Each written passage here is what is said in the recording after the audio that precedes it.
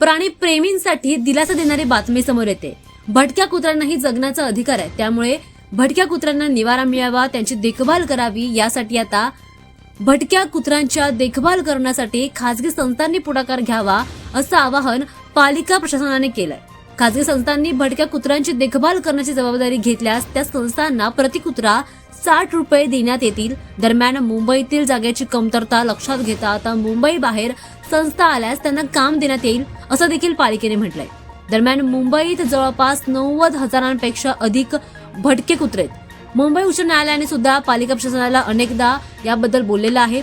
अखेर मुंबईकरांची सुरक्षितता लक्षात घेता आता भटक्या कुत्र्यांसाठी निवारा केंद्र शोध मोहीम हाती घेण्यात येत आहे।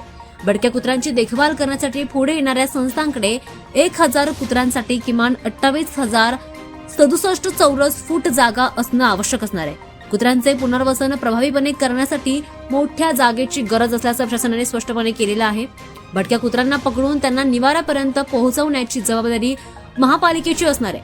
त्यानंतर संबंधित संस्था त्या कुत्र्यांची आयुष्यभर देखभाल, उपचार आणि संगोपन करेल। या उपक्रमामुळे आता शहरातील भटक्या कुत्र्यांची समस्या नियंत्रित करण्यामध्ये मदत होईल असा विश्वास आता अधिकाऱ्यांनी व्यक्त केलाय। त्यामुळे प्राणीप्रेमींसाठी ही दिलासा देणारी बातमी समोर येते।